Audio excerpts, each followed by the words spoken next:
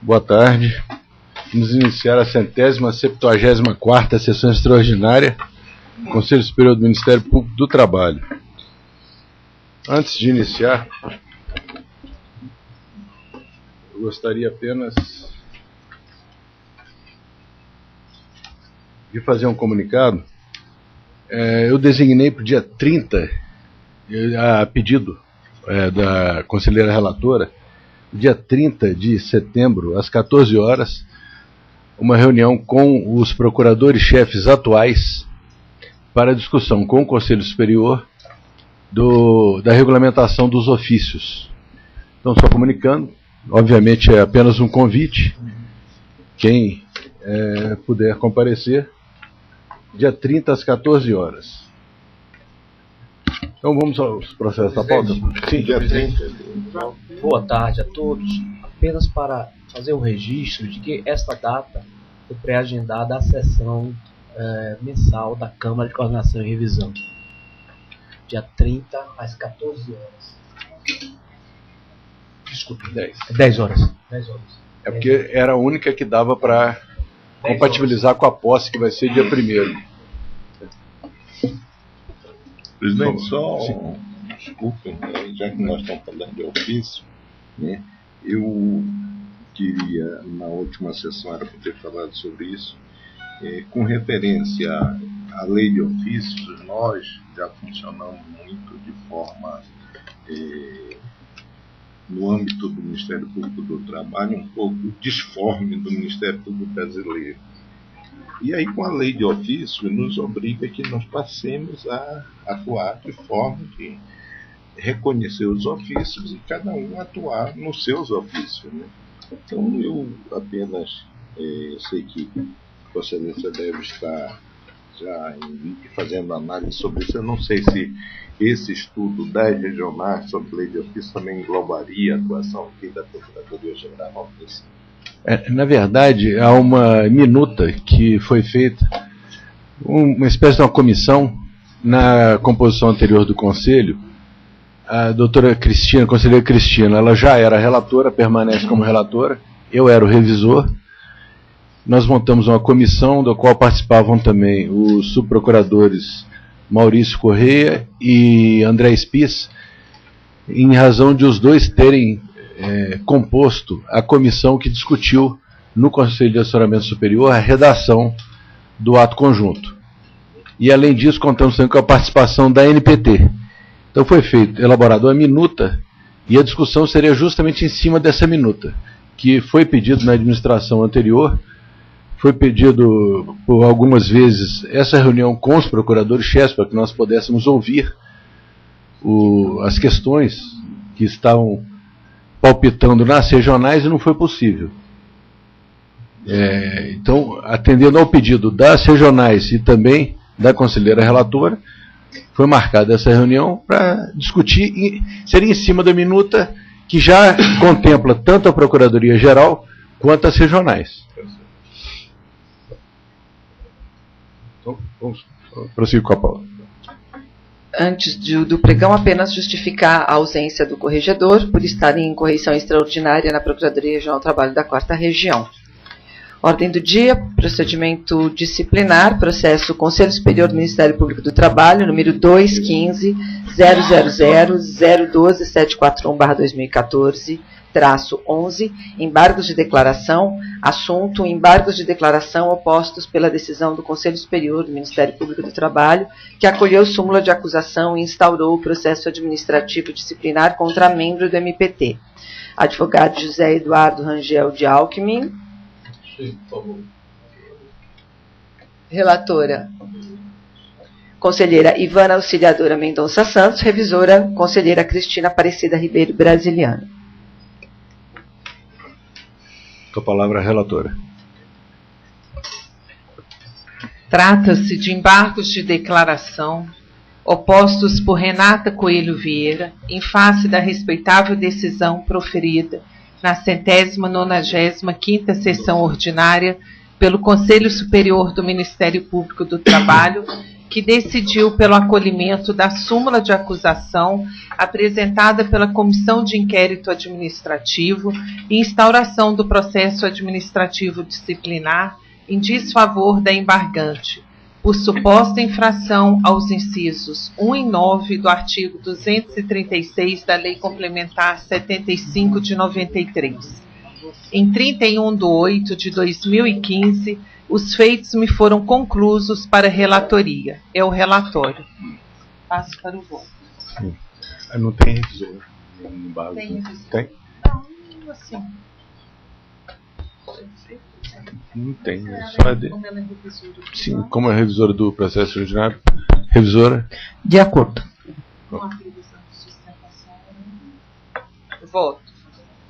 Da leitura da peça apresentada, tem-se por extensas razões aduzidas pela embargante. No entanto, embora o julgador não esteja obrigado a responder todas as alegações da parte, quando já tenha encontrado motivo suficiente para fundamentar a decisão, nem esteja obrigado a ater-se aos fundamentos indicados por ela, ou tampouco responder um a um seus argumentos, em razão da transparência que é peculiar às decisões deste Conselho Superior, farei considerações na ordem que foram lançadas. 1. Da juntada dos votos vencidos divergentes ao ofício de intimação da decisão do Conselho Superior do MPT. A embargante, primeiramente, questiona a ausência de juntada dos votos vencidos ao ofício de intimação da decisão do Conselho Superior do MPT, sob o título, aspas, 1, do venerável acórdão recorrido, 2, restou consignado na petição de embargos, aspas. Nada obstante, verificou-se que não foram juntados ao ofício por meio do qual foi intimada a hora embargante os doutos votos vencidos, nos termos da certidão lavrada por ocasião do julgamento, a saber, fecho aspas. Quanto à matéria, cumpre esclarecer que a intimação da decisão é acompanhada da certidão de julgamento e do voto vencedor, tal como efetivado conforme se verifica a folha 782. Nestes termos, a embargante tomou conhecimento do quanto decidido pelo Conselho Superior do MPT, não havendo que se falar em cerceamento de defesa, uma vez que consta da certidão de julgamento o registro da divergência. Esclareça-se que o regimento interno do CSMPT, em seu artigo 24, dispõe que o resultado da deliberação do colegiado será formalizado e fundamentado, podendo os autores dos votos convergentes, divergentes e adaptados fazer juntada das suas fundamentações por escrito em até 5 dias úteis, constando da ata apenas a resenha do julgamento.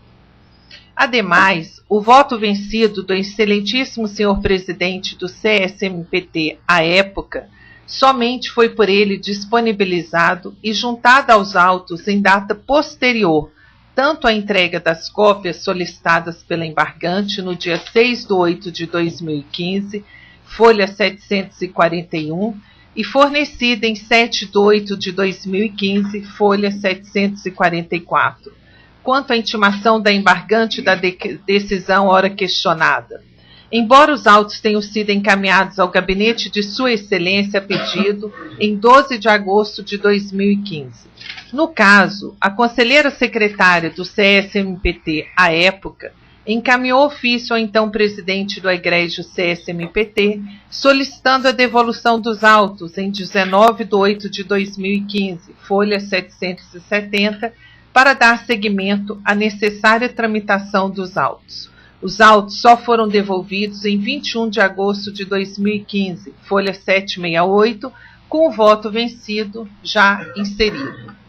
Insta ainda a salientar que apenas o presidente do CSMPT requereu a juntada de voto vencido, ao fazer a leitura de seu voto. A conselheira Eliane divergiu no sentido de baixar os autos em diligência para a oitiva da indiciada, folha 743, 743, e não requereu a juntada do voto.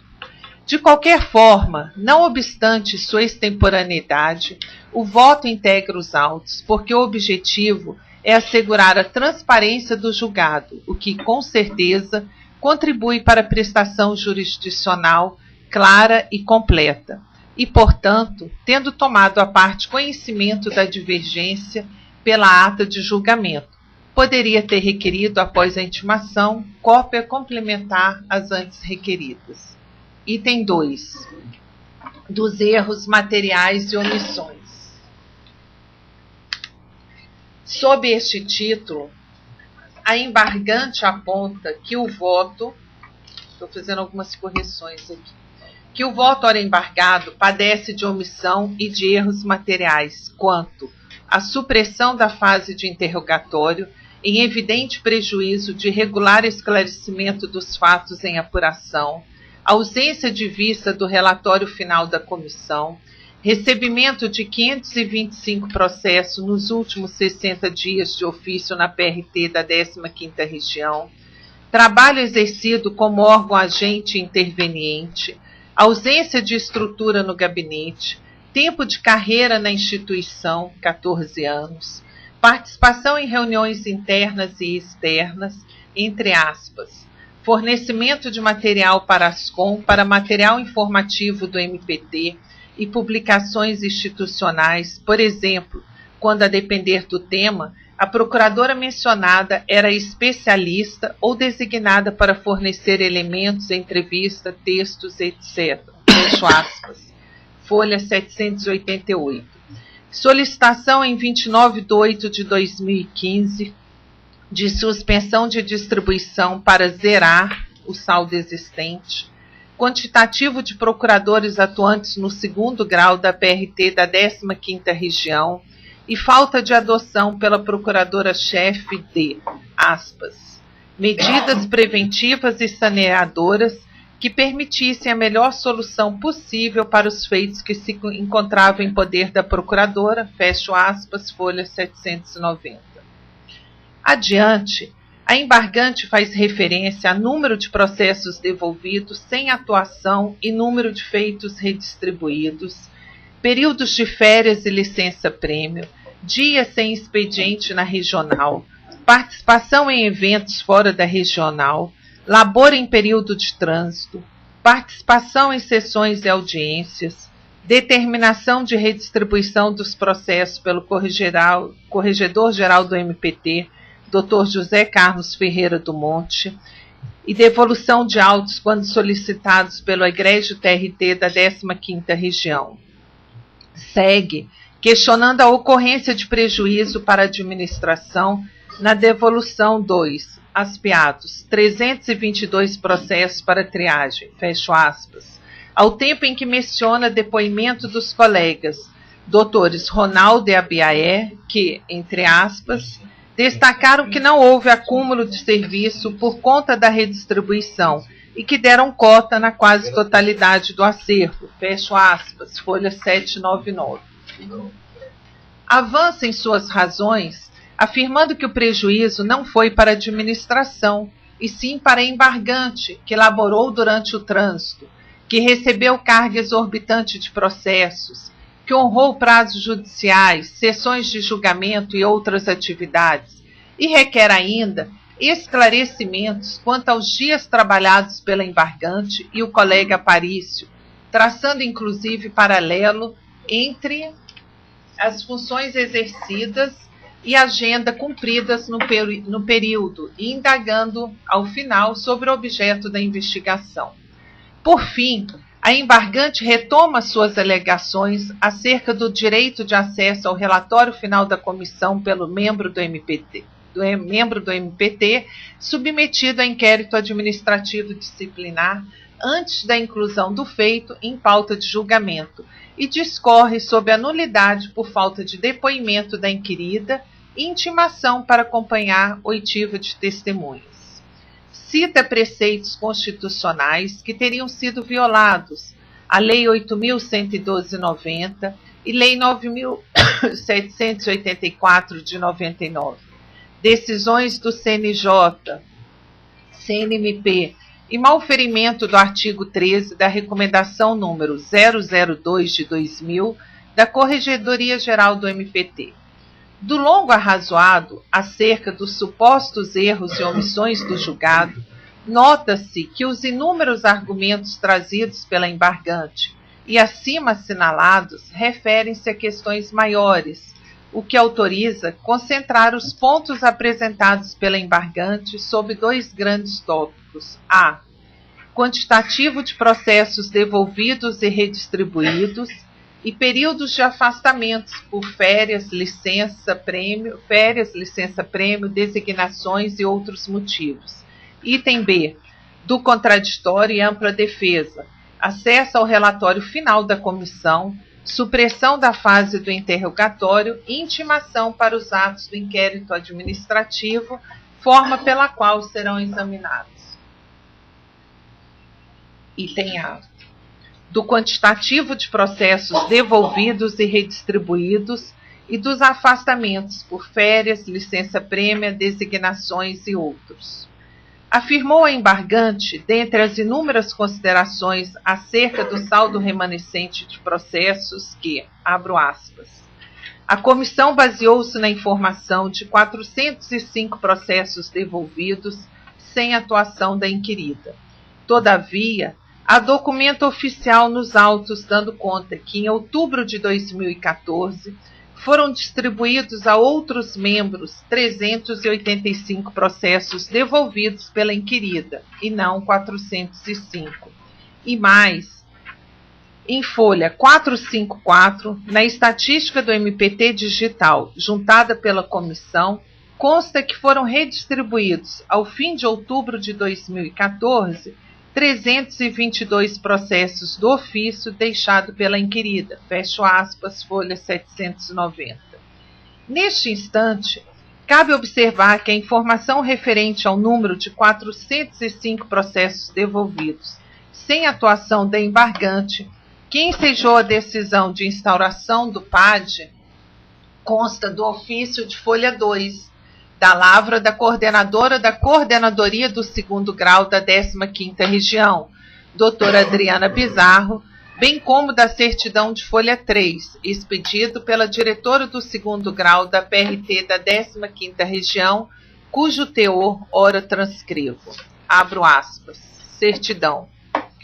Certifico que na sexta-feira, dia 10/10/2014, recebi contato telefônico da excelentíssima senhora Procuradora do Trabalho, doutora Renata Coelho Vieira, titular do ofício 12 da Coordenadoria do 2º Grau, informando a impossibilidade de se manifestar em todos os processos custos legis que se encontravam em seu poder, em razão de já se encontrar em período de trânsito para remoção, iniciado no dia 5 de outubro de 2014.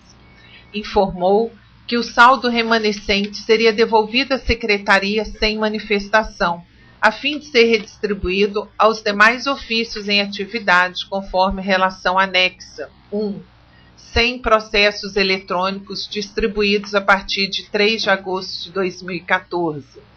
297 processos físicos distribuídos a partir de 12 de agosto de 2014. Certifico ainda que no dia 16/10/2014 recebi novo contato telefônico da excelentíssima senhora Procuradora do Trabalho, doutora Renata Coelho Vieira, informando que devolveria mais 8 processos que se encontravam em carga, a fim de serem redistribuídos, pois não teria possibilidade de se manifestar. Referidos processos também encontram-se na relação anexa, totalizando 305 processos físicos para serem redistribuídos. Era o que cabia certificar. Campinas, 17 de outubro de 2014, Laude Silva Veronês, diretora do 2º Grau, Divisão Processual, fecho aspas. Registre-se, a embargante teve a oportunidade de se manifestar nos autos por 3 vezes, as folhas 77 a 107, as folhas 365/367 e, em sua defesa, apresentada as folhas 584, 621. Porém, em nenhuma dessas ocasiões impugnou a certidão de folha 3. Tampouco se insurgiu em face da afirmação contida no ofício de folha 2, expedido pela doutora Adriana Pizarro, de que o acervo devolvido sem intervenção pela embargante foi do quantitativo de 405 processos, sendo 100 processos eletrônicos de competência originária e recursal e 305 processos físicos de natureza recursal. A certidão de folha 3 é bastante clara e objetiva. Certifica o ato que a embargante entrou em contato telefônico com a ilustre senhora diretora do 2º grau de divisão processual, senhora Laude Silva Veronês, para informar que devolveria à secretaria para redistribuição aos ofícios 100 processos eletrônicos e 297 processos físicos, distribuídos a partir de 12/8/2014. Certifica em seguida que, em 16 de outubro de 2014, recebeu um novo contato telefônico da embargante, informando que devolveria mais 8 processos que se encontravam em carga, pois não teria possibilidade de se manifestar, o que totalizaram 305 processos físicos e 100 processos eletrônicos. A soma dos processos físicos, 297, informados no dia 10 de 2014, acrescidos de 8 processos físicos informados no dia 16/10 de 2014, totalizam 305 processos físicos, acrescido dos 100 processos eletrônicos, totalizando 405 processos devolvidos sem a emissão de pareceres circunstanciados ou cotas. Dessa forma, a alegação de erro material quanto ao número de processos recebidos e devolvidos, sem qualquer manifestação, surgiu apenas em sede de embargos declaratórios, pois, como já dito, nas 3 oportunidades em que a embargante se manifestou, não questionou o número de processos apontados na já tão mencionada certidão de folha 3. Aqui, oportunamente, convém consignar quanto à existência de eventuais omissões e erros materiais, que os embargos declaratórios não se prestam à correção de inexatidões materiais, sendo a espécie apenas admitida quando seus requisitos específicos forem preenchidos, omissão, obscuridade e contradição. Todavia, a inexatidão material pode ser eliminada a qualquer tempo, de ofício ou a requerimento da parte, nos termos do artigo 4631 do CPC. Neste sentido, o seguinte julgado do STJ, que eu aqui transcrevo: embargos de declaração em recurso especial, intempestividade, não conhecimento, existência de erro material, correção. 1. Nos termos dos artigos 263 do Regimento Interno deste Superior Tribunal de Justiça e 536 do Código de Processo Civil, em se tratando de matéria civil, o prazo para oposição de embargos declaratórios é de 5 dias. O mero erro material é corrigível a qualquer tempo, de ofício ou a requerimento da parte, a teor do artigo 463, inciso 1 do CPC. Item 3. Embargos de declaração não conhecidos e erro material corrigido de ofício. É DRESP 530089 da Paraíba, 6ª turma do STJ, relator ministro Hamilton Carvalho, data de julgamento 5 de fevereiro de 2004, data da publicação da fonte DJ do 15/3 de 2004, página 311. De qualquer forma, as alegadas diferenças de quantitativo de processos não configuram erro material a ser corrigido em sede de embargos declaratórios. Ademais, poderá a parte requerer a produção de provas que entender pertinentes na fase do processo administrativo disciplinar, quando lhe é assegurado o contraditório e a ampla defesa, nos exatos termos do artigo 252 caput da Lei Complementar 75 de 93. Quanto aos afastamentos, Sustenta a embargante erro material quanto gozo de férias, aduzindo que, abro aspas, em folha 706, a comissão afirma que de 1/7/2014 a 3/10/2014, a inquirida acumulou processos e não devolveu a totalidade sem justificativa e que no período não gozou férias nem licença-prêmio, afastando-se apenas 6 dias. Nada obstante, compulsando o sistema DRH, percebe-se que de 10 a 19/7 esteve a embargante em férias, também que de 28/7 a 3/8/2014 esteve em licença-prêmio, fecho aspas. Não cabe ao relator, revisor ou membros do Conselho Superior consultarem o sistema de DRH ou qualquer outro meio extra autos para formarem sua convicção. Contudo, diante da afirmativa da embargante, propiciando tutela jurisdicional clara e completa, reexaminei os autos. De fato, a embargante gozou férias no período de 10 a 19 de julho de 2014 e licença-prêmio no período de 28 de julho a 3 de agosto de 2014, conforme documentos de folhas 330/331 dos autos. Consoante já esclarecido, o erro material é passível de correção, a qualquer momento, de ofício ou a requerimento da parte, nos termos do artigo 4631 do CPC. Assim, reconheço a existência de erro material, devendo constar da decisão que a embargante gozou férias de 10 a 19 de julho de 2014 e licença-prêmio de 28 de julho a 3 de agosto de 2014. Contudo, as inexatidões materiais apontadas relativas ao período de férias e licença-prêmio não têm o condão de modificar o julgado, porque não são relevantes para o deslinde da controvérsia, que consiste na apuração da conduta referente à suposta ausência de zelo devido à quantidade de processos devolvidos. Salienta-se, por oportuno, quanto a outros afastamentos, que conforme já esclarecido no acordo embargado, sempre que o afastamento se deu de forma justificada, houve a isenção de recebimento de trabalho, assim constou do julgado. Aspas.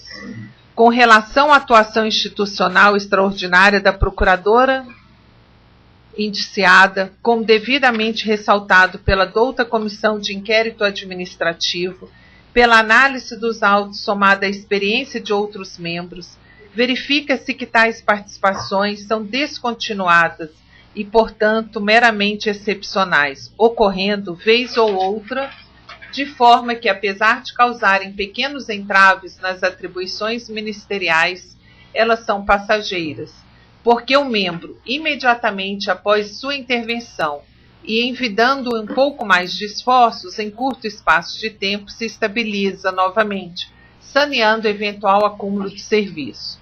Advirta-se que a participação de membros em coordenadorias não prejudica a sua atuação ministerial, porquanto as reuniões são definidas, no máximo, 1 ou 2 vezes no ano. Por oportuno, cumpre registrar ainda que a doutora Adriana Bizarro, coordenadora da Coordenadoria de 2º Grau da PRT da 15ª Região, em depoimento prestado à Comissão de Inquérito Administrativo, folha 383, relatou que sempre quando a delegação pela PGT, Escola do MPU, CNMP, ANPT, participação em força-tarefa mediante autorização da PGT, a suspensão de distribuição. No mesmo sentido, foi o depoimento do Dr. Ronaldo José de Lira, que esclareceu, aspas, a isenção de distribuição de processos quando participa da reunião do GNDH em compromissos fora da regional, fecho aspas, folha 410. Outro sim, acerca de eventuais dias sem expediente, é claro que a falta de atividade nesses dias se dá para todos os membros, não impactando apenas a atuação da embargante, não justificando o saldo de processos deixados pela embargante. Insta também esclarecer que a decisão deste egrégio Conselho Superior está pautada não apenas no parecer conclusivo da Comissão de Inquérito Administrativo, mas em vários documentos, tais quais atas de depoimentos tomados pela Comissão de Inquérito Administrativo, relação de e-mails remetidos à embargante referentes à solicitação de processos conclusos para manifestação, folhas 455 a 526, relatório estatístico com mapas demonstrativos de produtividade, contendo dados individualizados de distribuição semanal de processos a cada procurador, referente ao período de 1/7/2014 a 15/10/2014, bem como dados sobre o número de processos devolvidos no referido período. Assim, em que pesem as razões aduzidas pela procuradora embargante, nenhuma delas justifica a elevada quantidade de processos devolvidos, sem qualquer intervenção, pois se trata de um ato evidentemente desproporcional, quando comparado ao número de todos os outros procuradores, conforme se infere dos mapas demonstrativos de produtividade de folhas 422 a 454. Item B. Do contraditório e ampla defesa. Acesso ao relatório final da comissão. Supressão da fase do interrogatório e intimação para os atos do inquérito administrativo. Destaca a embargante as folhas 805 e 809, o disposto no artigo 153 da Lei 8.112 de 90, abro aspas. Artigo 153. O inquérito administrativo obedecerá ao princípio do contraditório, assegurada ao acusado ampla defesa, com a utilização dos meios e recursos admitidos em direito. Necessário elucidar que, embora a nomenclatura seja idêntica, inquérito administrativo, o inquérito administrativo da Lei Complementar 75 de 93 distingue-se do inquérito administrativo da Lei 8.112 de 90. Com efeito, enquanto o inquérito administrativo na Lei 8.112 é o processo administrativo propriamente dito, artigo 151, o inquérito administrativo na Lei Complementar 75 de 93 é apenas um procedimento preparatório para o processo administrativo, artigo 251, parágrafo 2º, inciso 3. Inciso 3º. Correspondendo à fase da sindicância da Lei 8.112/90, a qual é também procedimento preparatório para o processo administrativo disciplinar, artigo 145, inciso 3º. Dessa forma, o artigo 153 do inquérito administrativo da Lei 8.112 de 90 corresponde ao artigo 252 da Lei Complementar 75 de 93. Entre aspas, o processo administrativo, instaurado por decisão do Conselho Superior, será contraditório, assegurada ampla defesa ao acusado, sendo ambos o processo administrativo propriamente dito, onde então é garantido o contraditório e assegurada a ampla defesa ao acusado. A propósito, confira a redação das duas leis. Aqui eu fiz um quadro comparativo, Lei 8.112 de 90 e a Lei Complementar 75 de 93. Na 8.112 de 90, do processo administrativo disciplinar, capítulo 1, disposições gerais, artigo 145. Da sindicância poderá resultar 1. Arquivamento do processo, 2. Aplicação de penalidade ou advertência ou suspensão de até 30 dias, 3. Instauração do processo disciplinar. Correspondente na nossa lei complementar do inquérito administrativo, artigo 251, a comissão encaminhará o inquérito ao Conselho Superior, acompanhado de seu parecer conclusivo pelo arquivamento ou pela instauração de processo administrativo. Parágrafo 2º. da mesma forma que tem na 8.112. O inquérito será submetido à deliberação do Conselho Superior, que poderá, 1. Determinar novas diligências se o considerar insuficientemente instruído, determinar o seu arquivamento ou instaurar processo administrativo, caso acolha a súmula de acusação. Do processo disciplinar da Lei 8.112. O processo, artigo 151, o processo disciplinar se desenvolve nas seguintes fases: inciso 1 e o 2, que nos interessa. Inquérito administrativo, que compreende instrução, defesa e relatório. Artigo 153 da 8.112 do inquérito. O inquérito administrativo obedecerá ao princípio do contraditório, assegurado ao acusado ampla defesa, com a utilização dos meios e recursos admitidos em direito. Na nossa lei complementar, é o artigo 252, que da mesma forma que a 8.112. O processo administrativo instaurado por decisão do Conselho Superior será contraditório, assegurada ampla defesa ao acusado. Observe-se, portanto, é a sindicância da Lei 8.112 de 90, o correspondente ao inquérito administrativo da Lei Complementar 75 de 93, pois ambos são procedimentos preparatórios para a instauração do processo administrativo disciplinar.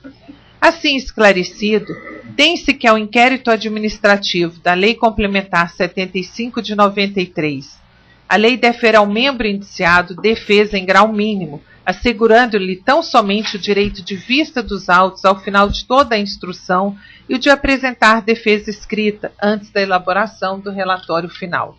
Salutar consignar que o Supremo Tribunal Federal, em seu informativo 257, entendeu que não se aplica a sindicância, medida preparatória para o processo administrativo, o princípio da ampla defesa, tendo em vista sua natureza inquisitorial, dispondo em vértice, abro aspas, sindicância, natureza inquisitorial.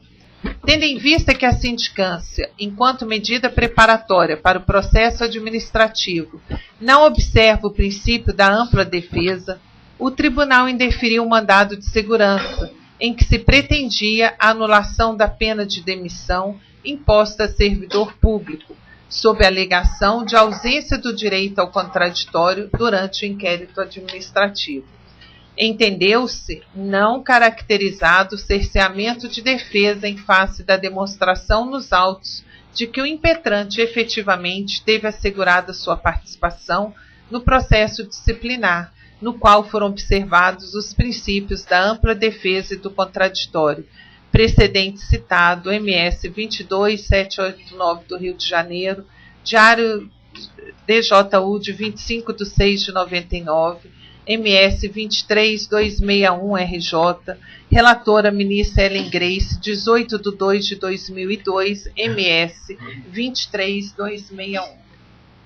Para melhor esclarecimento da matéria, transcrevo o trecho do retrocitado MS 23261. Aspas. Mandado de segurança número 23261, Rio de Janeiro, relatora ministra Ellen Grace, impetrante Marcos Eduardo Gentil Guedes, advogado Christian Renato, tá, impetrado presidente da República. Relatório. A senhora ministra Ellen Grace, acha-se bem exposta a questão pelo ilustre subprocurador-geral da República, João Batista de Almeida, no parecer de folhas 324 a 327, que adoto como relatório. Trata-se de mandado de segurança que Marcos Eduardo Gentil Guedes impetrou contra o presidente da República em razão de sua demissão dos quadros do INSS. Alega o impetrante que o processo administrativo disciplinar infringiu o artigo 5º 55 da Constituição Federal, bem como diversos dispositivos da Lei 8.112, de 11 de dezembro de 90, asseverando que não teria sido assegurado o contraditório e a ampla defesa no inquérito administrativo. Sustenta que o ora impetrante não teve sequer conhecimento do curso do processo, continuando exercendo normalmente suas funções e assinando regularmente seu registro de frequência, até deparar-se com um ato de demissão publicado no DOU de folha 5.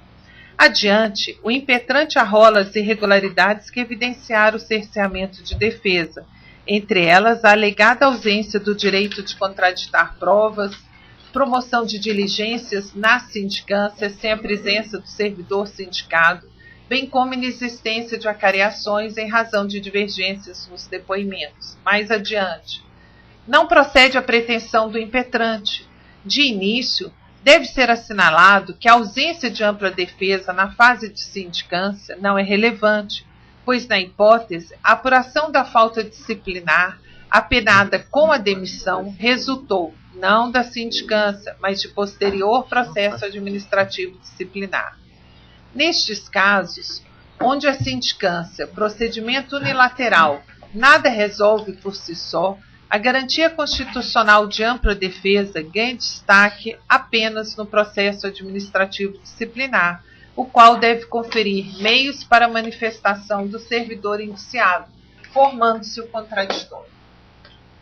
Esse pretório excelso, tratando das implicações da ampla defesa no âmbito da sindicância e do processo administrativo disciplinar, já teve a oportunidade de ressaltar, no tocante à sindicância, que, se dela resultar a instauração do processo administrativo disciplinar, é ela mero procedimento preparatório deste, e neste é que será imprescindível que se dê a ampla defesa do servidor. RMS 22789-RJ, relator excelentíssimo senhor Moreira Alves, DJ de 25/6/99.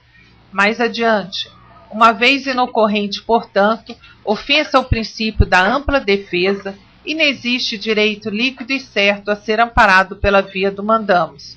Isto posto, opina o MPF pela denegação da segurança, fecho aspas, é o relatório.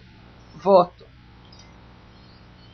A senhora ministra Ellen Grace, relatora, não assiste razão impetrante.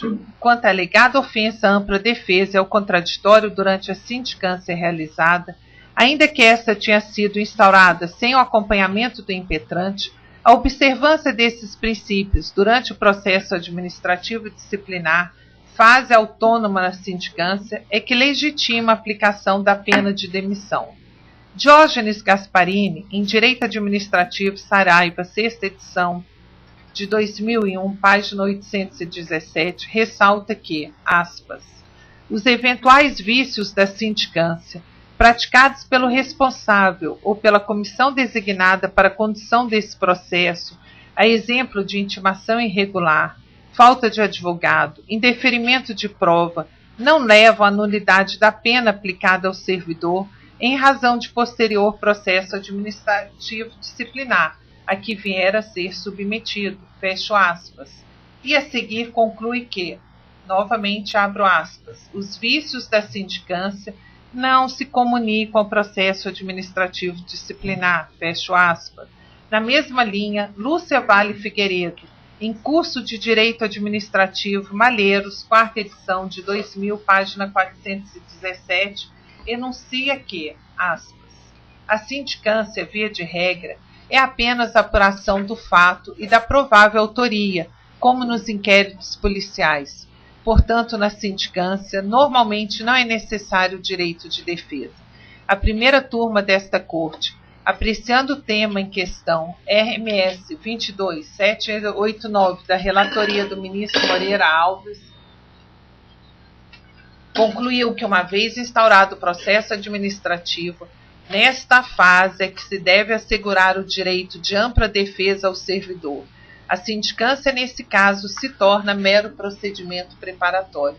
Mais adiante, do sistema da Lei 8.112 de 90, resulta que, sendo a apuração de irregularidade no serviço público feita mediante sindicância ou processo administrativo, assegurada ao acusado ampla defesa, artigo 143, um desses dois procedimentos terá de ser adotado para essa apuração, o que implica dizer que o processo administrativo não pressupõe necessariamente a existência de uma sindicância. Mas se o instaurado for a sindicância, é preciso distinguir. Se dela resultar a instauração do processo administrativo disciplinar, é ela mero procedimento preparatório deste, e neste é que será imprescindível que se dê a ampla defesa do servidor.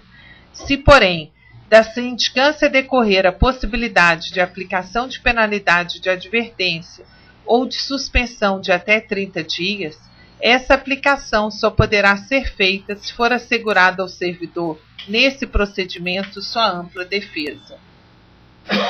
Mais adiante, a documentação de folha 120/318 evidencia a existência de processo administrativo, objetivando investigar os fatos que culminaram com a demissão do impetrante, o que busca, na verdade, ao negar a existência de oportunidade de defesa, é controverter as conclusões da comissão disciplinar quanto às provas colhidas, sendo, portanto, nítida a ausência de liquidez e certeza do direito invocado.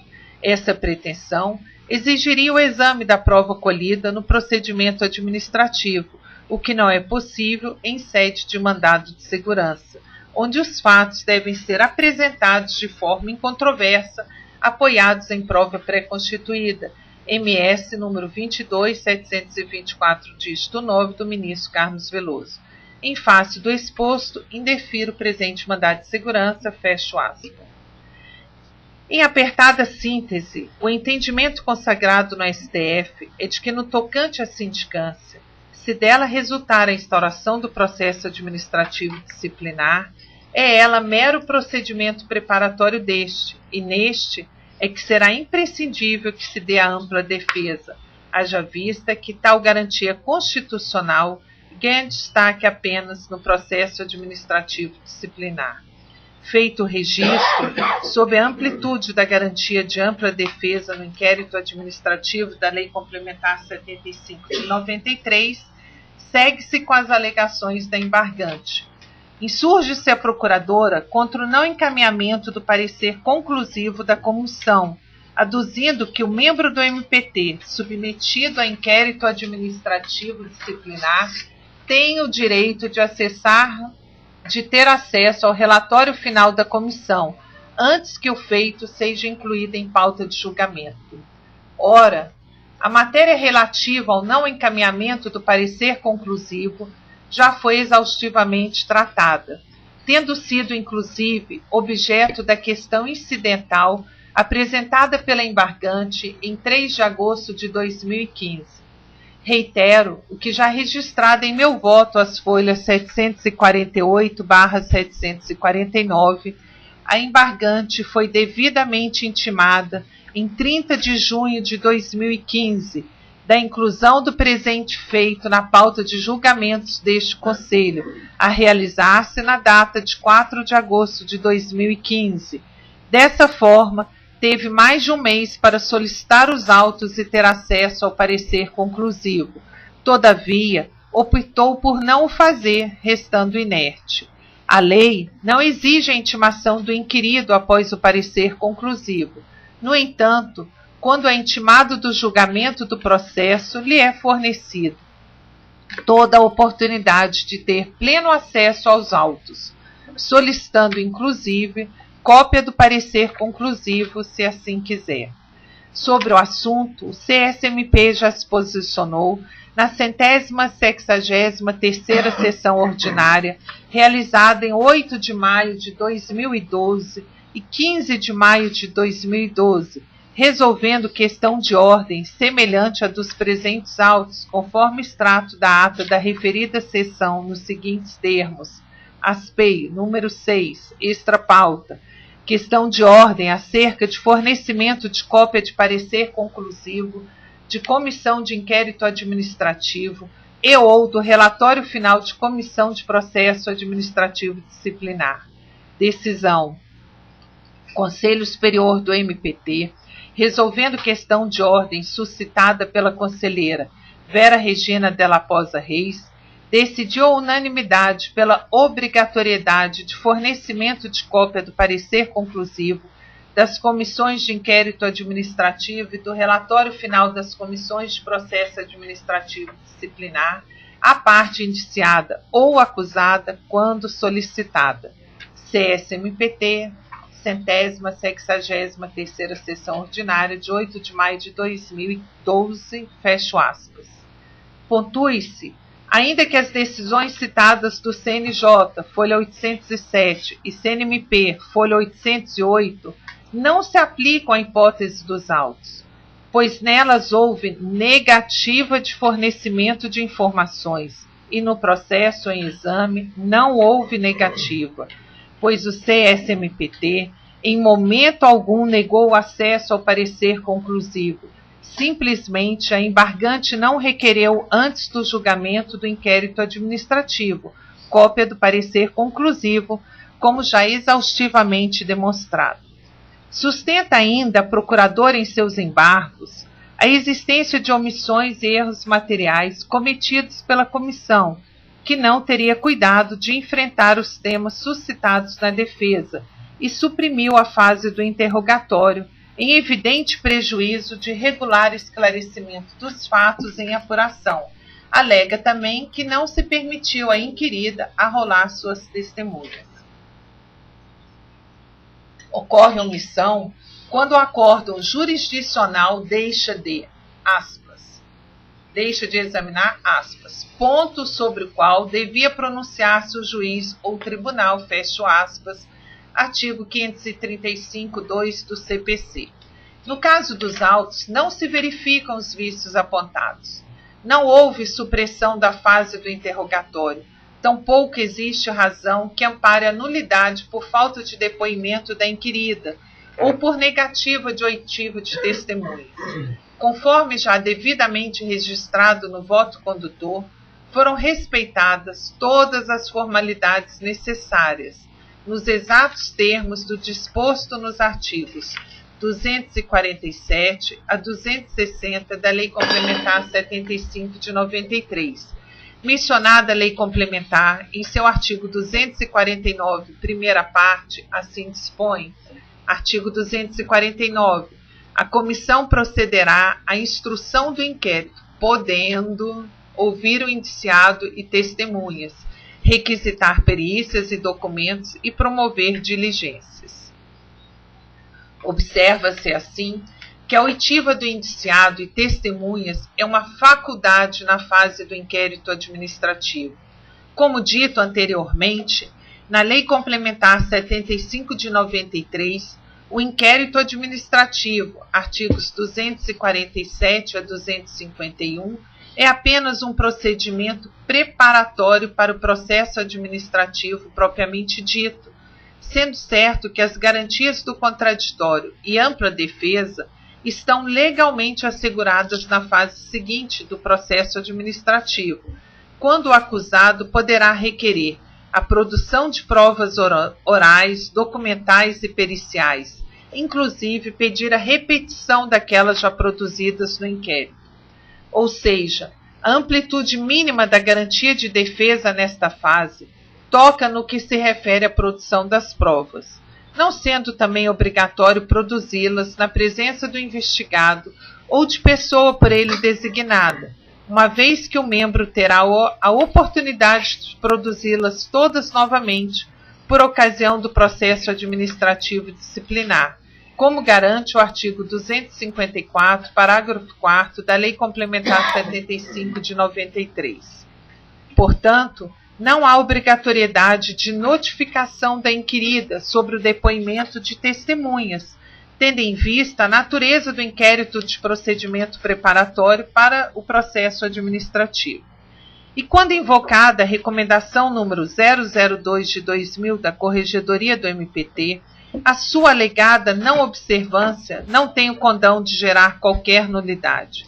Veja que os atos de recomendação não obrigam, apenas recomendam uma postura, sendo que na questão em apreço, a própria recomendação ainda dispõe em seu item 9, que o presidente da comissão poderá denegar pedidos considerados impertinentes, meramente protelatórios ou de nenhum interesse para esclarecimento dos fatos.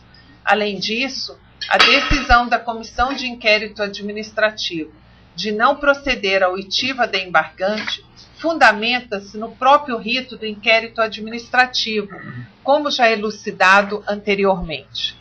Peço vênia para transcrever trecho do voto desta relatora, a folha 750, ainda no tocante à arguição de nulidade por falta de depoimento da inquirida e a alegação de que não se permitiu que a inquirida arrolasse suas testemunhas, folha 804. Item 8, ASPEI. No que diz respeito à alegação de que a comissão não procedeu ao depoimento da procuradora inquirida, o que rogou por diversas oportunidades, em afronta à literalidade do artigo 13 da Recomendação 2 de 2000, da Corregedoria Geral do MPT, destaca-se que a oitiva do indiciado é faculdade na fase do inquérito administrativo.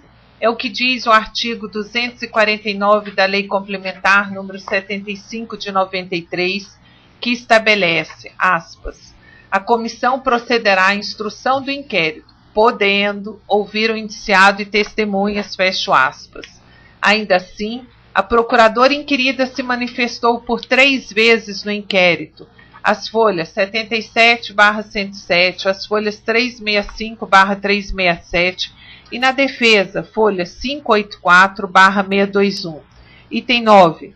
No que concerne à alegação de que não se permitiu que a inquirida arrolasse suas testemunhas, nem restou garantido prazo para tanto. Não houve solicitação nesse sentido. Além disso, o inquérito é apenas uma coleta de dados, um procedimento preparatório para o processo administrativo, o qual, por disposição legal, será contraditório e assegurada ampla defesa acusada.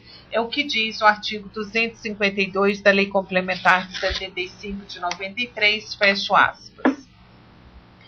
Enfim, reitero que já exposto no retrocitado informativo número 257 do Supremo, não caracteriza cerceamento de defesa a alegação de ausência do direito ao contraditório em procedimento ainda preparatório para o processo administrativo, porque o indiciado efetivamente terá assegurada sua participação na fase do processo administrativo propriamente dito, quando será imprescindível a observância ao contraditório e assegurada ampla defesa, artigos 252 a 261 da Lei Complementar 75 de 93.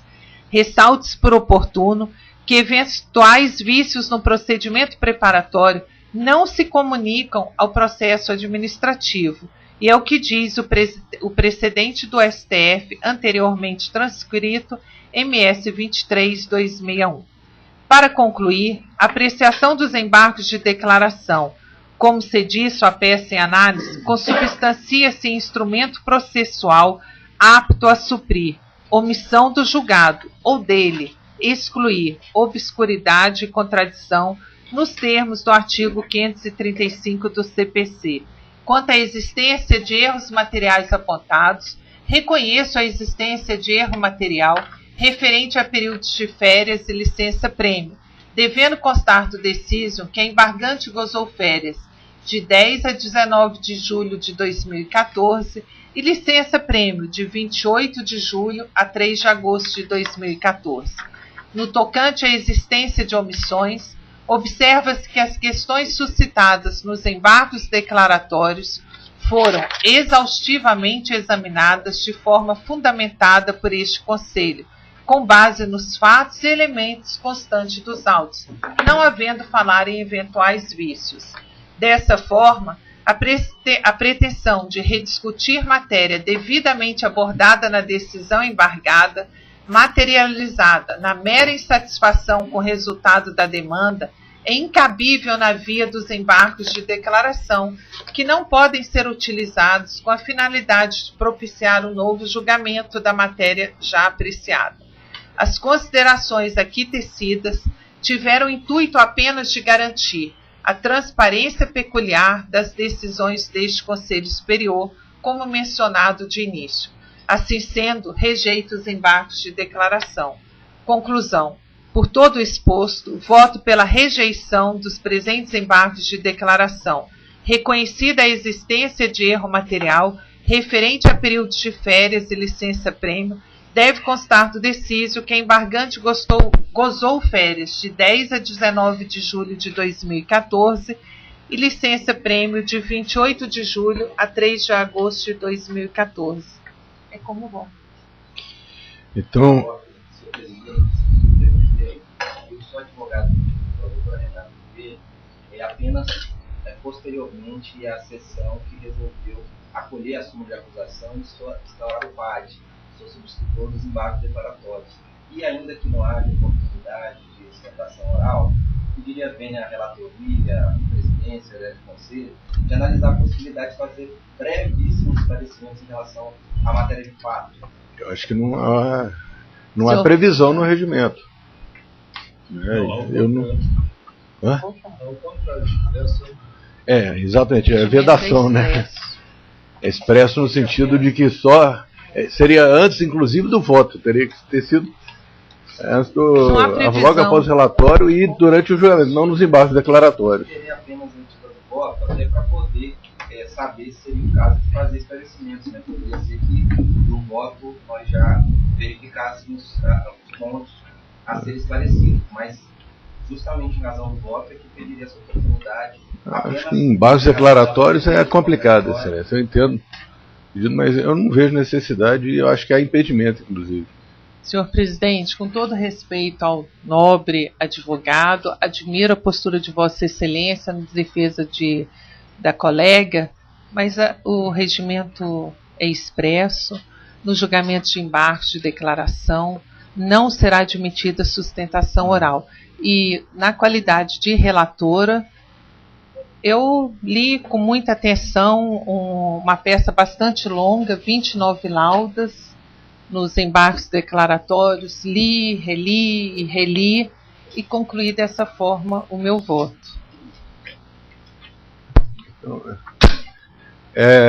O voto da senhora relatora é pela rejeição dos embargos, reconhecimento da existência de erro material e as devidas correções. Como vota a conselheira revisora? De acordo com a relatora.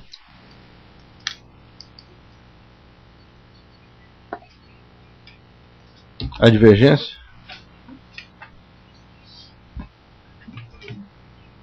Vamos abrir uma fase de debate.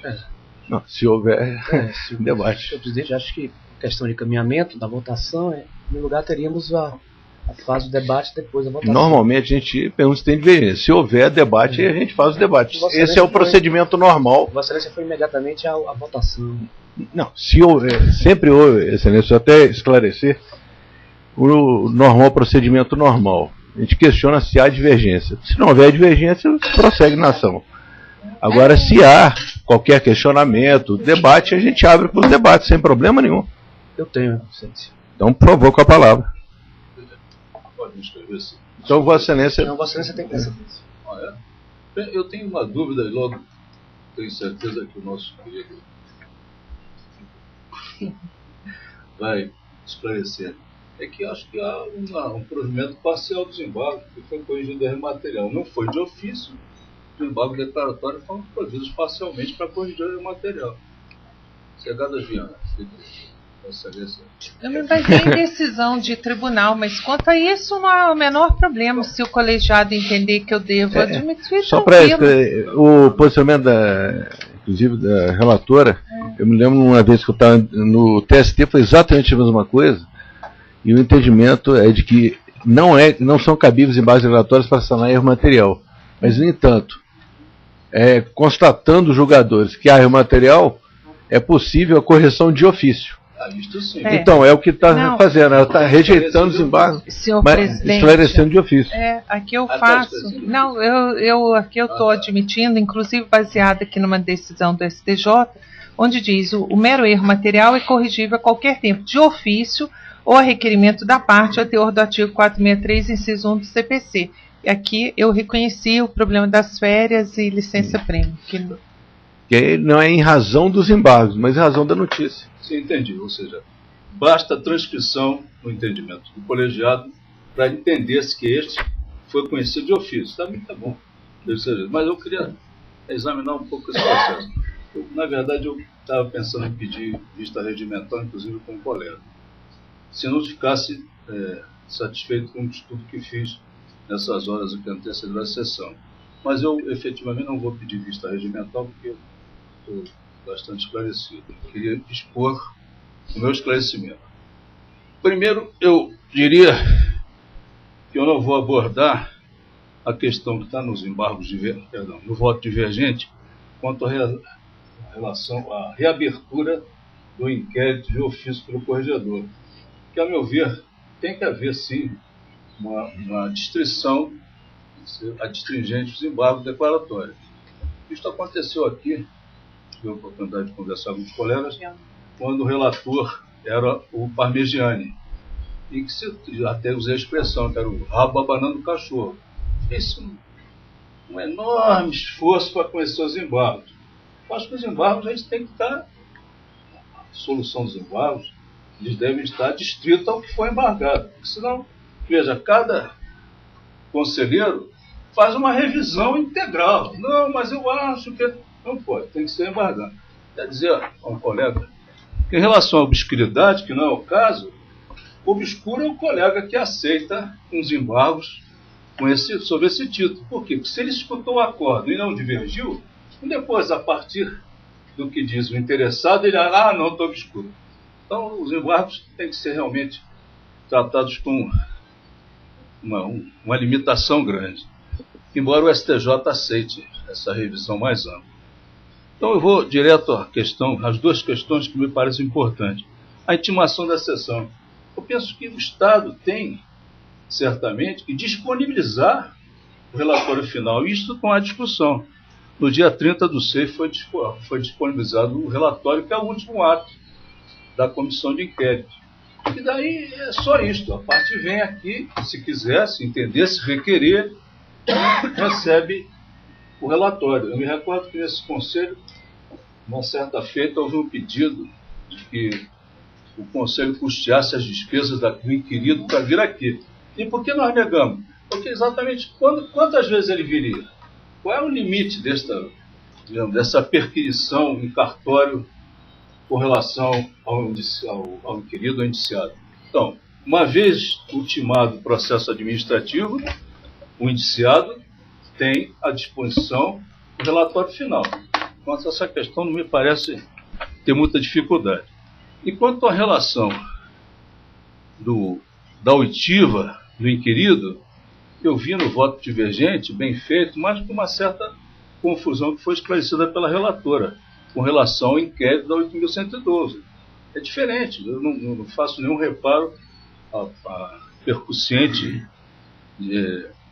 esclarecimento que foi feito nos embargos, no voto dos embargos.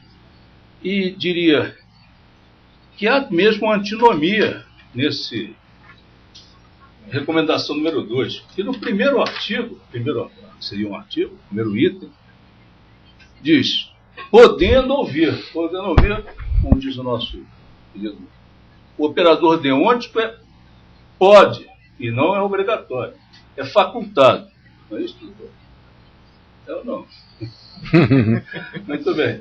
Então, se é facultado, não é obrigatório. Então, lá, o 13, ele está em antinomia com o próprio. E mais, no primeiro, faz referência ao 249, da lei complementar, que diz exatamente a mesma coisa. E por que diz a mesma coisa? Porque está em inquérito, já foi dito, todo mundo sabe, inclusive todos, sabem que exatamente não tem que ter todo o contraditório da forma. Eu sempre acho que o contraditório é ótimo. Teria que ser, acho até que devemos observar a recomendação, ainda que não seja motivo de nulidade. Mas quanto mais ampliar a defesa, melhor para todos. Melhor para todos. Mas vejo também, invocado no voto divergente, que a Lei 9784 também não se aplica. Por quê? Ela regula processo administrativo. Também não é o caso. E para terminar, eu vejo que há questões materiais muito importantes, tanto que o embargo foi reconhecido de ofício erro material. Há várias questões aqui que são interessantes. Eu vejo nos embargos, na dedução dos embargos do advogado aqui presente. Por exemplo, algumas coisas não dá para concordar.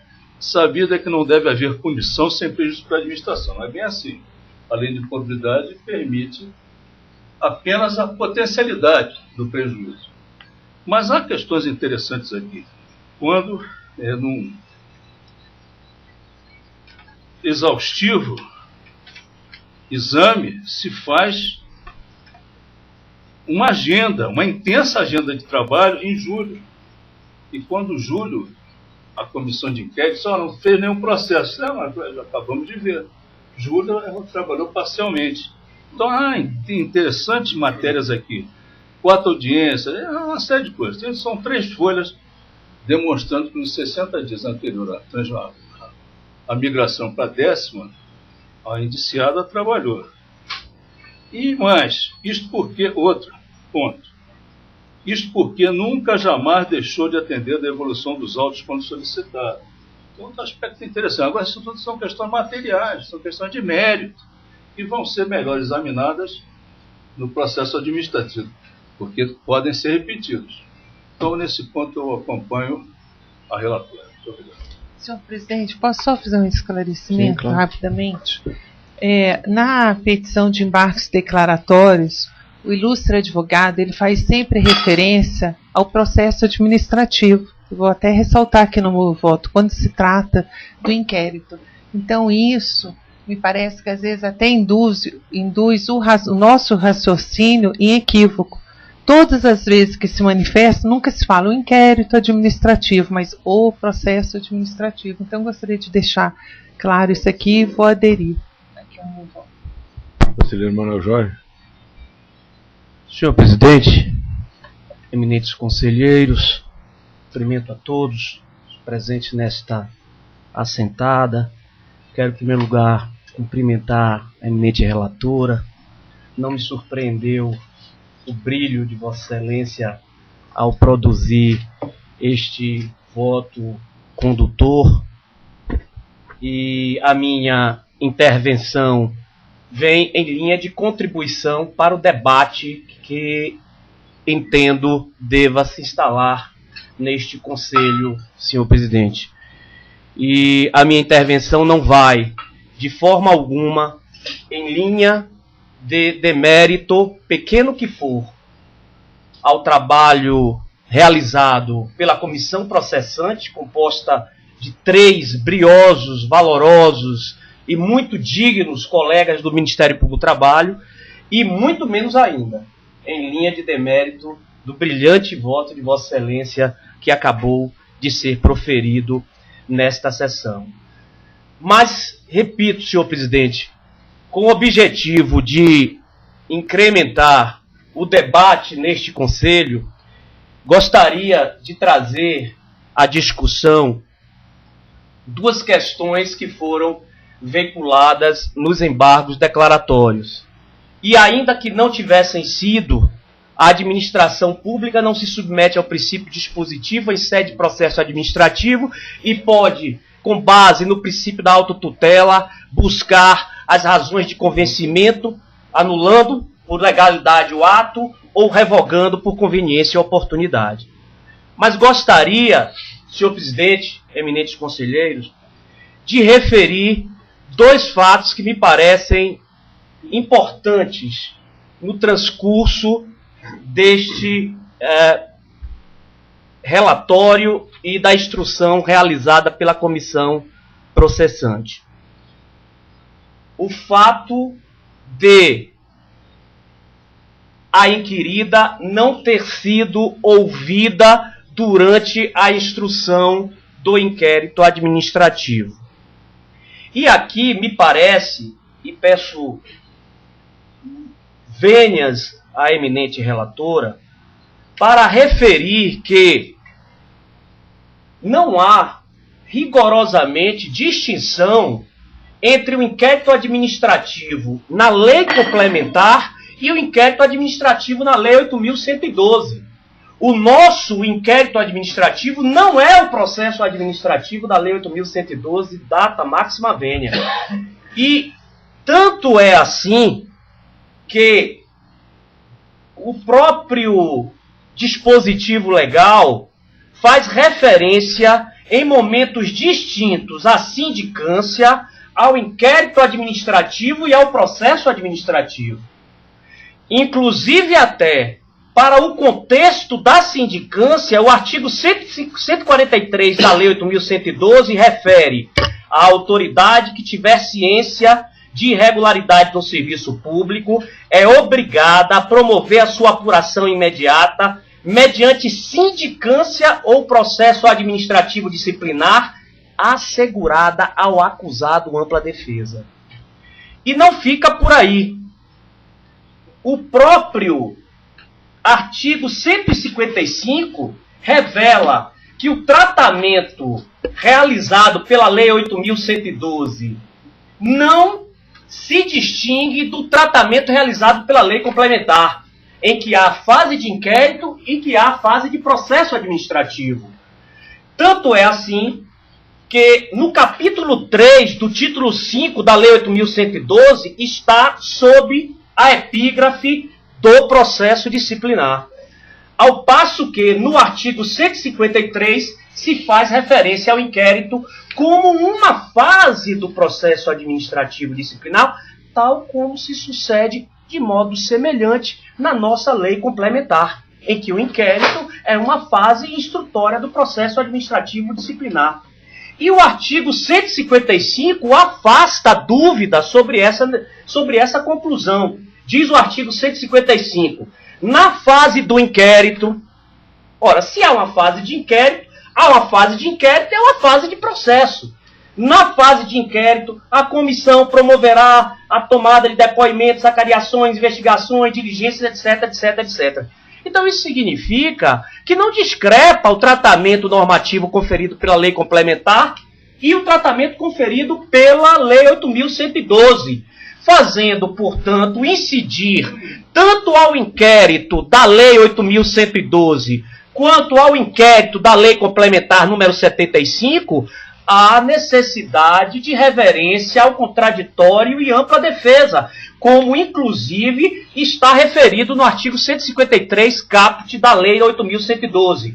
O inquérito administrativo obedecerá ao princípio do contraditório, assegurada ao acusado ampla defesa com a utilização dos meios e recursos admitidos em direito.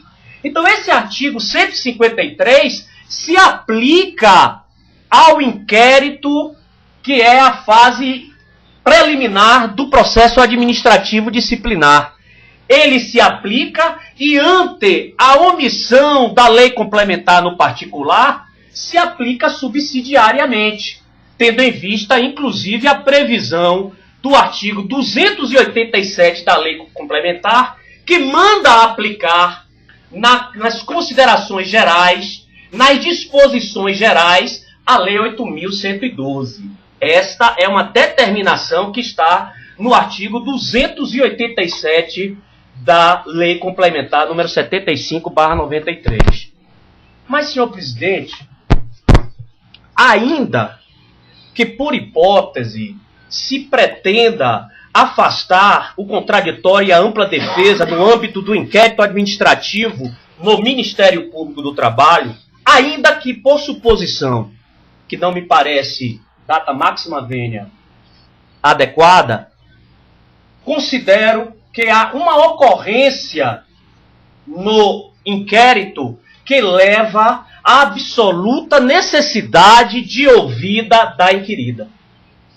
Refiro-me, senhor presidente, precisamente ao fato de que a comissão, ao instalar os seus trabalhos, determinou que a inquirida seria ouvida.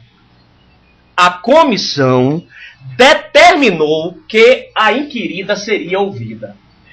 Então, na minha forma de entender, a comissão, ainda que pudesse ser ventilada a faculdade do artigo 249 da Lei Complementar, o que não me parece adequado, tendo em vista a necessidade de inserção dos princípios do contraditório e da ampla defesa, tornou-se vinculada à ouvida da inquirida a partir do momento em que concluiu que este meio de prova seria disponibilizado à parte que estava sendo acusada de uma falta funcional. Então, senhor presidente, me parece, no particular, que se houve a determinação pela própria comissão, essa determinação gerou expectativas para a realização da defesa. Aliás, uma ampla defesa na qual não se observe o depoimento pessoal do indiciado não pode, tecnicamente, ser considerada uma ampla defesa. Uma ampla defesa na qual o indiciado venha por sucessivas vezes no processo ou no inquérito e requeira a sua ouvida e não seja ouvido, não pode legitimamente, data máxima vênia, ser considerada uma ampla defesa. E mais, senhor presidente.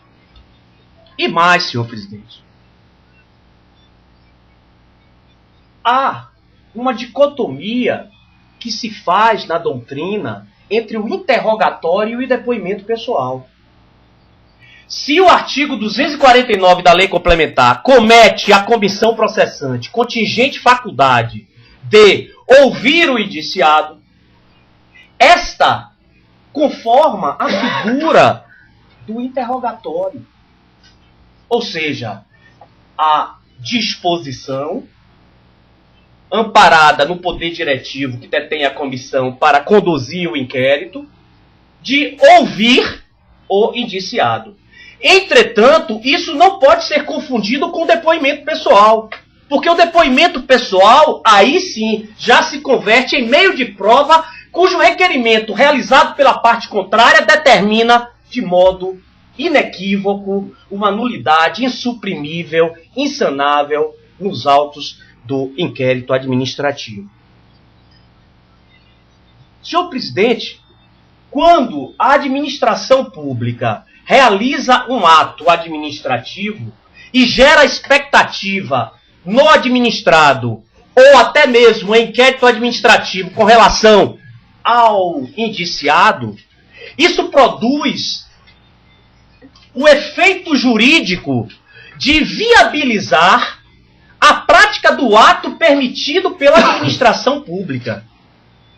No âmbito do direito administrativo, muito tem se referido ao princípio da proteção da confiança, ao princípio da proteção da confiança legítima, que é aquele que determina a calculabilidade e a previsibilidade dos efeitos jurídicos produzidos por um ato administrativo, seja ele praticado onde quer que seja no âmbito da relação administração-administrado, seja no âmbito da relação administração-servidor ou membro do Ministério Público, como é a hipótese.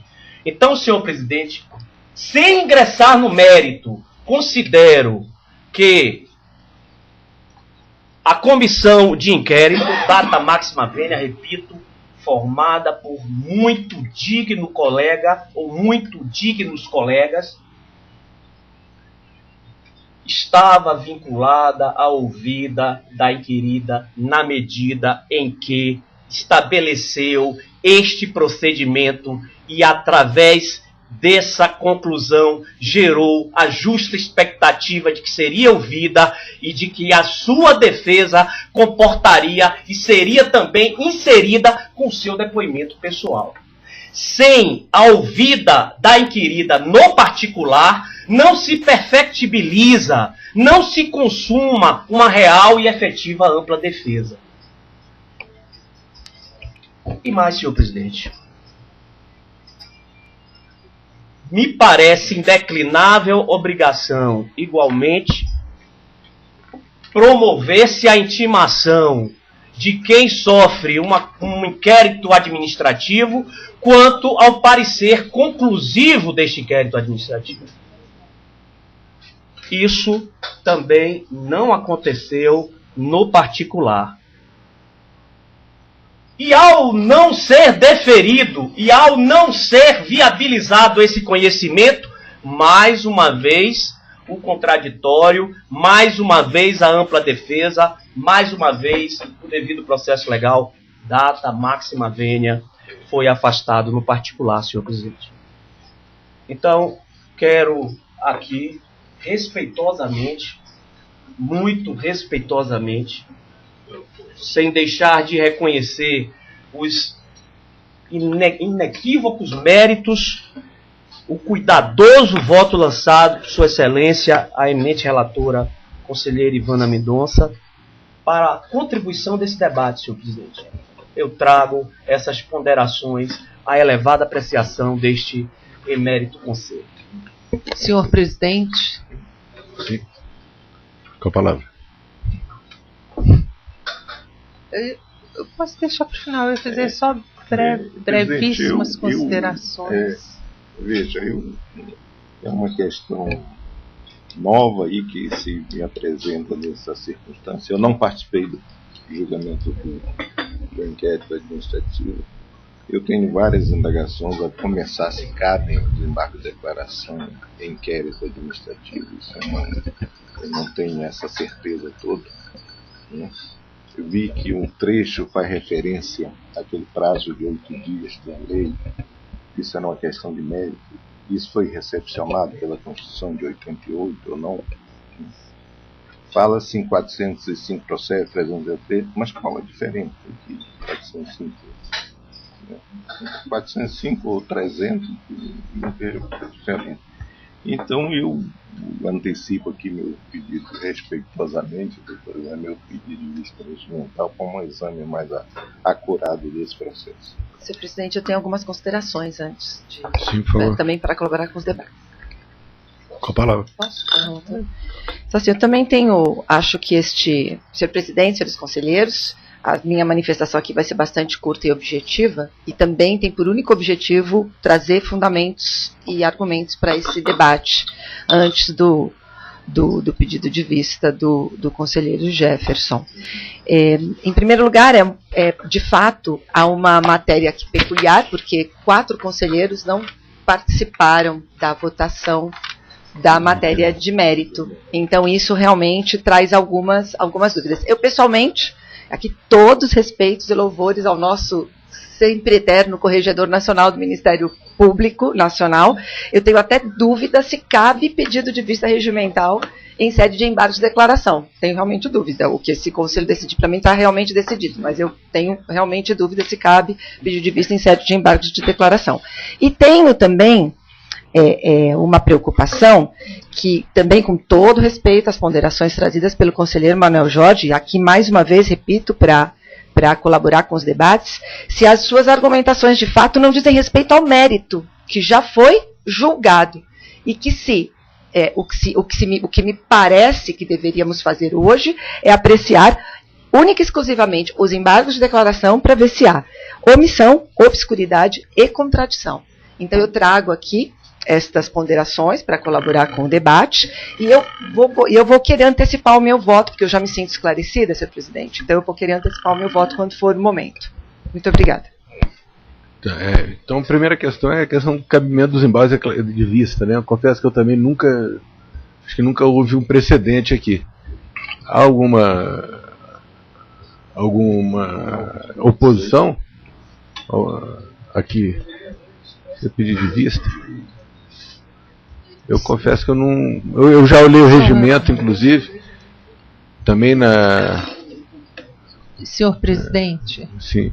Realmente não há previsão, mas parece que aqui a preocupação de todos é a garantia da transparência, do amplo debate, e eu ia até fazer algumas considerações que a colega Sandra Lia já fez, inclusive, só na minha parte acrescentaria mais uma, em relação à brilhante divergência do conselheiro Manuel Jorge, e com todo respeito, discordo de todas, mas não é o momento de eu trazê-las aqui.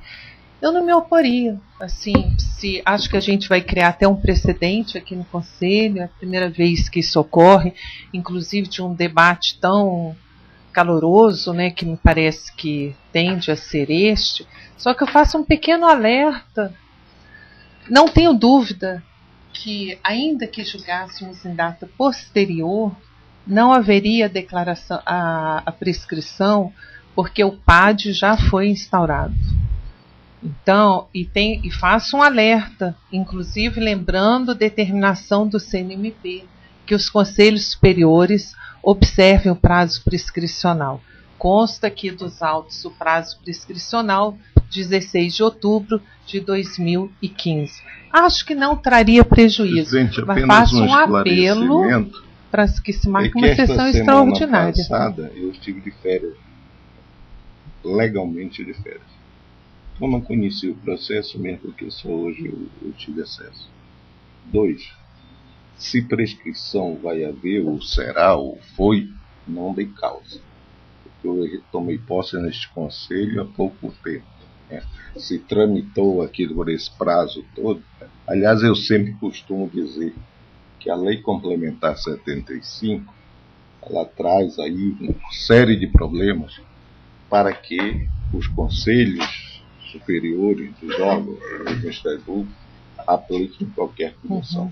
Também não fui o legislador da Lei Complementar 75 e recordo muito bem quando se discutiu a Lei Complementar 75, nós estávamos passando ali de um regime de transição, né? E às vezes esses prazos que às vezes chocam com prescrição, eles foram muito úteis no Ministério Público brasileiro, principalmente no Ministério Público da União, né? Então, realmente, eu quero que, com a máxima venha aos colegas, né? Eu entendo que esse é um direito meu como conselheiro, né? Eu acho que o regimento me dá esse direito de ter visto, né, este processo. Eu tomei pouco, então não estou aqui. Há um dispositivo, aliás, expresso, um regimento que é de 20 dias à vista, né? E eu pretendo atender o que mantém o dispositivo. Senhor presidente, eu gostaria de fazer um esclarecimento que em momento algum houve da minha parte qualquer iniciativa no sentido até de responsabilizar o conselheiro que está pedindo vista ou qualquer membro desse colegiado. Não, eu sou incisiva, doutor Jefferson, me perdoe então se fui tão incisiva, não fui com Vossa Excelência, mas em todos os processos que eu sou relatora, eu tenho muito cuidado, ou revisora, de estar atenta ao prazo. E Vossa Excelência vai se lembrar que na sessão anterior, inclusive, fiz esse mesmo alerta e vou fazer sempre quando conselheira, de quando houver um prazo prescricional, que acredito nem se aplica, mas isso é um segundo momento. Então, pedindo todas as desculpas a Vossa Excelência, se Vossa Excelência se sentiu de alguma forma atingido ou ofendido, inclusive defendi o direito de Vossa Excelência de ter vista em embargos declaratórios, quando particularmente entendo que nem seria possível, mas não me oponho. É os esclarecimentos. Bem, conselheiro Jefferson, por favor. Senhor presidente, primeiro eu vejo que até declinei isso, que a minha tendência era pedir vista regimental, acho perfeitamente possível. Me preocupa a prescrição, me preocupa muito mais votar sem consciência. Isso é pior, a meu ver. E acho, eu sei que há divergência já externada, que pode haver, em tese, infringência. Claro, o PAD foi aberto, mas na oitiva, se vier a ser decidido assim, pode ter um resultado diferente. Não creio, só o PAD é que suspende a prescrição.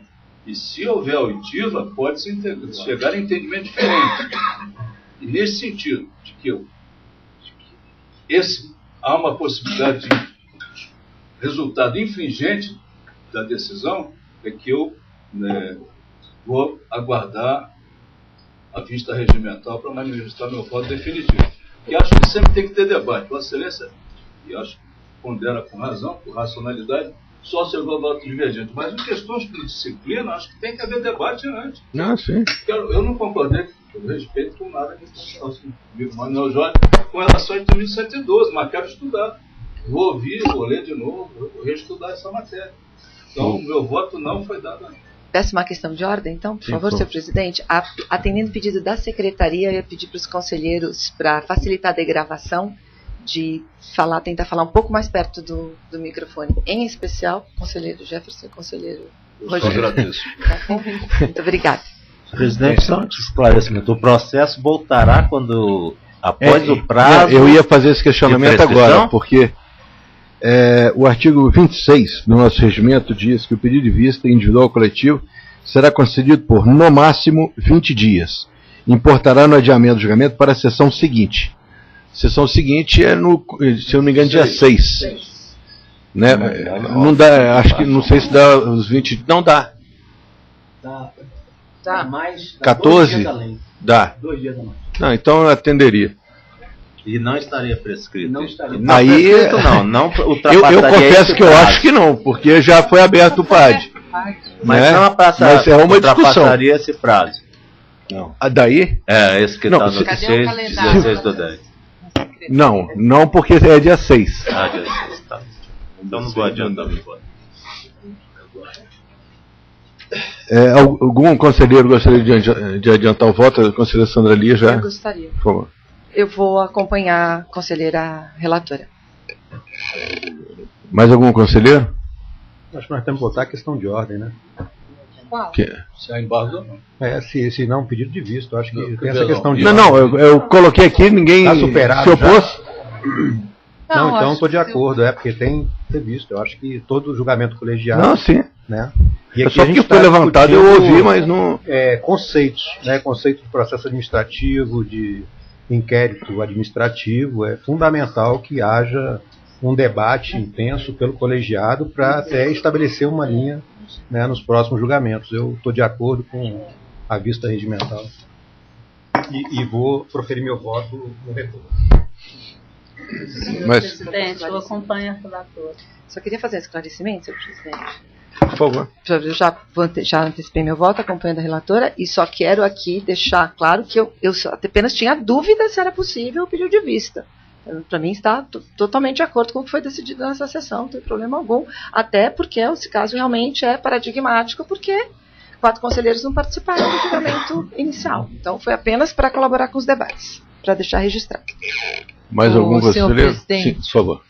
Eu tinha dito que eu não iria me manifestar, mas eu quero fazer um esclarecimento aqui quanto à manifestação do nobre colega Manuel Jorge, conselheiro, a tese dele, inclusive porque como o processo vai à reflexão, porque existe pedido de vista, volta a julgamento, a tese do colega é quanto à matéria de mérito. O que o colega pretende no seu voto, que para mim está extremamente claro, é uma revisão.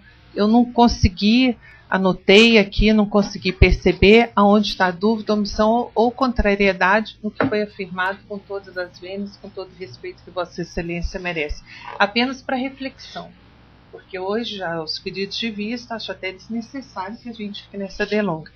E também quando o colega que fala sobre a intimação da súmula de acusação, ele fala que não foi deferido, não ser deferido, eu aspiei, e não ser oportunizado a defesa. Em momento algum houve a negativa. Isso é que é necessário que fique bem claro. A embargante, em momento algum, requereu o resultado aí da comissão da súmula de acusação. Não vou debater, ainda que outro colega se manifeste. Quando o Dr. Jefferson trouxer os autos, continuamos o julgamento. Mais algum conselheiro gostaria de adiantar o voto? A NPT gostaria de usar a palavra? Obrigado, senhor presidente.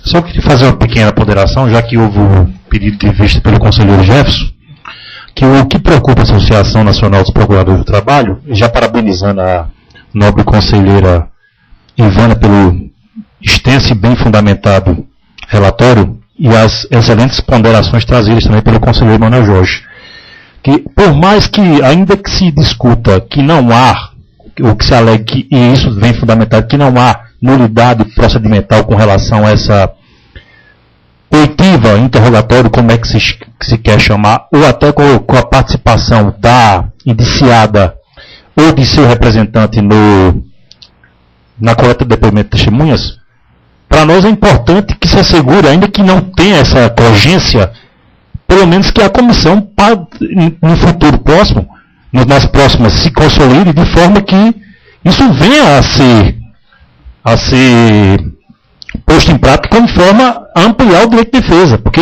o caráter formal da situação, em termos formais, o direito de defesa me parece que está até assegurado, mas em termos substanciais e materiais, acredito que a corregedoria e a comissão processante tem que dar a possibilidade maior possível para que o próprio indiciado ou seu representante possa participar intensamente da instrução. Então eu trago só essa pequena ponderação para que, nesse caso, no julgamento ou em casos futuros, seja observada essa prática. Tá? Porque isso acaba, o membro do Ministério Público, ainda que se diga que ele vai ter direito de defesa quando do processamento do seu processo administrativo disciplinar, prejuízo de certa forma há, enquanto não é assegurado o seu direito de defesa daquela forma que, digamos, talvez fosse o mais adequado. E nós estamos lidando aqui com membros do Ministério Público, né, que tem prejuízo em ter seu nome sendo objeto de inquérito administrativo, que venha eventualmente terminar em alguma punição, ou até em perigo de eventual punição. Então, assim, fica só o pedido da Associação Nacional dos Procuradores de Trabalho, para que não seja por normativa da corregedoria, por um provimento, ou quer que seja, ou pelo poder normativo do próprio Conselho Superior do Ministério Público, em que nas instruções futuras essa questão do podendo vir seja de fato posta em prática e que o próprio indiciado possa participar, seja pessoalmente ou seja por meio do seu representante, em toda instrução probatória. Tá? Fica só esse pedido da Associação Nacional dos Procuradores do Trabalho. Eu confesso que a minha maior dificuldade aqui é a questão da via estreita dos embargos declaratórios. Todas as discussões que foram postas aqui, inclusive e principalmente levantadas pelo conselheiro Manuel Jorge, foram, eu me recordo muito bem, amplamente discutidas na sessão. Né? A necessidade ou não da intimação com a cópia do relatório, né, e todas as outras questões. Pela via dos embargos declaratórios, nós poderíamos rediscutir isso? Eu entendo a priori que não, mas isso aí é só a questão que eu estou levantando aqui. O conselheiro Jefferson vai trazer, com certeza, bastante material para que nós possamos discutir. Então eu vou proclamar o resultado. Até então, foi concedida vista regimental ao conselheiro Jefferson Pereira Coelho, já tendo adiantado os seus votos as conselheiras relatora, revisora, o conselheiro Rogério, que antes tinha votado, perdão. Então, a conselheira Sandra Lia e a conselheira Cristina Nobre, todas acompanhando a conselheira relatora. Não, Ivana, Cristina Brasiliano, Sandra Lia e Cristina Nobre, no sentido de rejeitar os embargos e corrigir erro material referente a períodos de férias e licença-prêmio, conforme consta do deciso, a parte dispositiva do voto da conselheira relatora. Fica, então, adiado o julgamento já de acordo com o artigo 26 do regimento interno deste Conselho, para a próxima sessão ordinária, ocorrer dia 6 de outubro, já ficando intimados o senhor advogado e a embargante para o prosseguimento. É isso. Antes de encerrar, eu gostaria apenas de dois comunicados. Um é com relação aos processos de promoção. Temos 2 processos de promoção para subprocurador-geral do trabalho e quantos são de PRT? 15 processos de procurador regional do trabalho. Eu queria ver se a gente conseguia fazer um esforço concentrado para tentar fazer pelo menos o maior número possível na próxima sessão, porque a preocupação da administração é que nós estamos em vias de encerrar um concurso público, e quanto mais promoções nós fizermos, maior a quantidade de candidatos que nós poderemos aproveitar no concurso. Senhor presidente, inclusive até, uma informação que eu gostaria de passar a Vossa Excelência, o primeiro processo eu estou como relator. De regional. De regional, não de sub, de regional. O primeiro, a primeira com vaga. Merecimento, a primeira vaga, e é o primeiro, né? Depois da... Tá certo.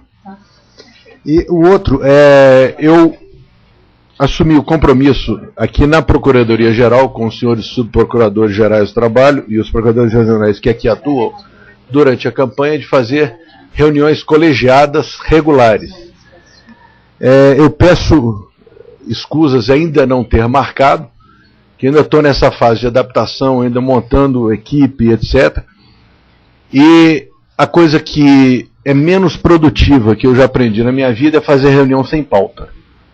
Então eu quero que nós tenhamos pelo menos uma pauta prévia para que nós possamos levar a discussão. Tem, obviamente, já vários assuntos, mas eu gostaria não só de que nós tenhamos uma pauta, uma reunião com uma pauta definida, horário de início, horário de término, e que nós tenhamos já um horizonte para marcar reuniões regulares. Então eu peço a paciência de Vossas Excelências, que eu quero ver no menor tempo possível se eu já consigo marcar essa pauta. Inclusive hoje mesmo a nossa vice-procuradora-geral já puxou minha orelha para ver se a gente marca isso o mais rápido possível.